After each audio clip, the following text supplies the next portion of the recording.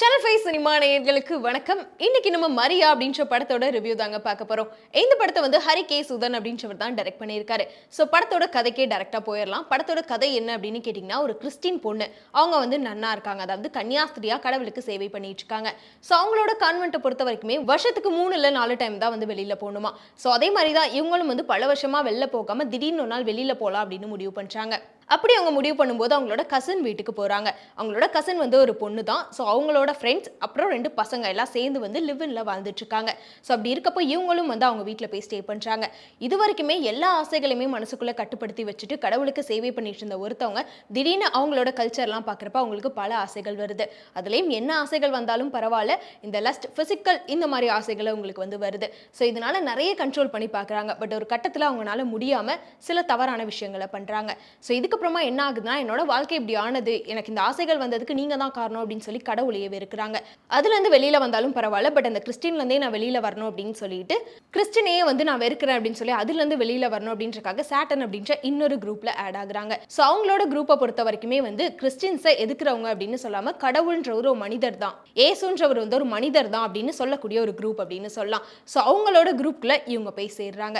So அப்படி சேரும்போது நன்னா இருந்த ஒருத்தவங்க கடவுளை விட்டு ஏசப்பாவை வந்து எனக்கு வேண்டாம், நான் வெளியில போறேன் அப்படின்னு சொல்லிட்டு அந்த மாதிரி ஒரு கூட்டத்துக்குள்ள சேரும்போது எவ்வளோ பிரச்சனைகளை அவங்க அனுபவிக்கிறாங்க. ஸோ அது அவங்களோட வாழ்க்கையவே எப்படி மாத்துது அப்படின்றதான் இந்த படத்தோட கதை. ஸோ படத்தை வந்து ஃபர்ஸ்ட் ப்ளஸ் பாயிண்ட் அப்படின்னு பார்த்தீங்கன்னா, இதில் வந்து அந்த சாட்டன் குரூப் அண்ட் ஏசப்பா அதாவது கிறிஸ்டின் குரூப் இது ரெண்டையுமே காமிச்சிருக்காங்க. பட் இருந்தாலுமே இது தப்பு இது கரெக்ட் அப்படின்றத வந்து அவங்க மென்ஷன் பண்ணல. ஸோ அது வரைக்கும் வந்து ஒரு நல்ல ஒரு விஷயம் அப்படின்னு சொல்லலாம். ஏன்னா ஃபர்ஸ்ட் ஆஃப் நான் பார்க்குறப்ப எனக்கு என்ன ஃபீல் ஆச்சுன்னா, இந்த மாதிரி நன்னா இருக்கவங்க கிறிஸ்டினை வந்து கும்பிட்றவங்களே தப்பு, ஏசப்பாவே கிடையாது அப்படின்லாம் சொல்றாங்களோ அப்படின்னு தான் எனக்கு ஒரு ஃபீல் வந்துச்சு. பட் ஆனாலுமே அந்த கேரக்டர்ல அதாவது அந்த பொண்ணோட கசனே வந்து சொல்லியிருப்பாங்க, நீங்க வந்து ஒரு தப்பான வழியில போயிட்டு இருக்கீங்க அப்படின்னு சொல்லி. ஸோ அது மூலமாவே வந்து ஓகே உங்க பண்றது தப்புன்றத படத்திலேயே காட்டிடுறாங்க. படத்துல இன்னொரு ப்ளஸ் பாயிண்ட் அப்படின்னு கேட்டிங்கன்னா, அந்த பொண்ணு வந்து நன்னா இருக்கப்போ 5-6 வருஷம் கிட்ட வந்து கடவுளுக்காக சேவை பண்ணியிருப்பாங்க. இருந்தாலும் அவங்க ஒரு டயலாக்ல என்ன சொல்லியிருப்பாங்கன்னா, நான் இத்தனை வருஷமா எனக்கு பிடிக்காம தான் நான் சேவை பண்ணிட்டு இருந்தேன். ஸோ எனக்கு நிறைய ஆசைகள் இருக்கு, அது எல்லாத்தையும் நான் கட்டுப்படுத்திட்டு உங்களுக்கு சேவை பண்ணேன் அப்படின்னு சொல்லியிருக்காங்க. ஸோ கடவுளுக்கு சேவை பண்ணும் அப்படின்னு நினைச்சாங்கன்னா எல்லா ஆசைகளையும் கட்டுப்படுத்திட்டு கடவுளுக்காக பண்றவங்க நிறைய பேர் இருக்காங்க.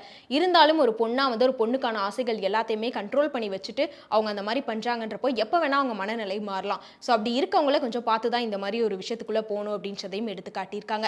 இன்னொன்று அந்த சாட்டன் அப்படின்ற குரூப்பை பற்றி வந்து மறைக்கப்பட்ட நிறைய உண்மைகளை இந்த படத்து மூலமாக வெளிக்கொண்டு வந்திருக்காங்க.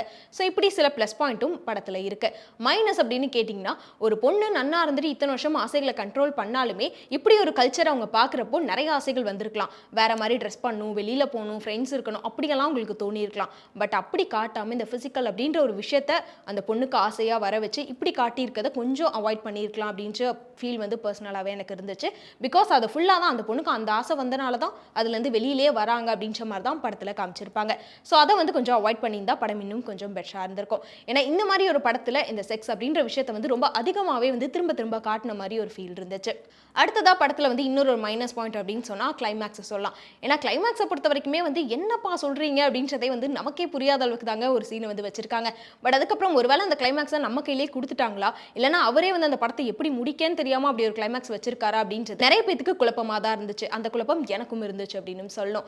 சொல்லப்போனால் இந்த மாதிரி ஒரு கதையை வந்து இதுவரைக்கும் நாங்கள் பார்த்தது கிடையாது. ஸோ ஒரு புதுசான ஒரு கதையை தான் ட்ரை பண்ணியிருக்காங்க. பட் இன்னும் கொஞ்சம் பெட்டராக ட்ரை பண்ணியிருக்கலாம். ஏன்னா படத்தோட ஸ்டார்டிங் போகிறப்போ எப்படி இருந்துச்சுன்னா, இந்த டிமாண்டிக் காலனி படம் மாதிரி ஏதோ ஒரு பெரிய ஹாரர் படம் அப்படின்னு நினச்சதாங்க நான்லாம் தேட்டர் போனேன். ஸோ அப்படி போகிறப்ப பார்த்தீங்கன்னா ஒரு பெரிய பல்பாக கொடுக்குற மாதிரி அது பேய் படம்லாம் கிடையாதுங்க அப்படின்னு சொல்லிட்டு வேற மாதிரி படம் அப்படின்றத காமிச்சிட்டாங்க. ஸோ அது படம் முடிகிறப்ப தான் எனக்கே ஃபீல் ஆச்சு. ஏன்னா நான் ஒவ்வொரு சீன்லையுமே இது ஒரு பேய் படமாக தான் இருக்கும், இந்த பொண்ணுக்கு இப்படி ஆயிரும் போல, அந்த பொண்ணு பேயா வரப்போகுது அப்படின்னு சொல்லி ரொம்ப எக்ஸ்பெக்டேஷன்லாம் வச்சு ஒவ்வொரு சீனையும் பார்த்துட்டு இருந்தேன். லாஸ்ட்டில் பார்த்தீங்கன்னா படமே முடிஞ்சு போச்சு. நான் எக்ஸ்பெக்ட் பண்ண மாதிரி எதுவுமே படத்தில் காட்டல. பட் இருந்தாலும் பரவாயில்ல, டேரக்டர் வந்து ஃபர்ஸ்ட் டைம் ஒரு புதுசாக ஒரு கதையை ட்ரை பண்ணியிருக்காரு. பட் இந்த படம் பார்க்குறப்போ நிறைய பேர் வந்து கிறிஸ்தவர்களுக்கு எதிராக தான் படம் எடுத்திருக்காங்க அப்படின்ற ஃபீல் கொடுக்கறதுக்கு நிறைய வாய்ப்புகள் இருக்கு. ஏன்னா சில பேர் அதை புரிஞ்சுப்பாங்க, ஓகே அந்த டயலாக் புரிஞ்சனால இவங்க வந்து இது தப்பு இது சரின்னு சொல்லலை, ரெண்டு விஷயத்தையும் ஈக்குவலாக காட்டியிருக்காங்க, எது தப்பு எது சரின்றதை வந்து நீங்கள் முடிவெடுத்துக்காங்க அப்படின்னு சொல்லி டேரக்டர் கொடுத்துருக்காரு.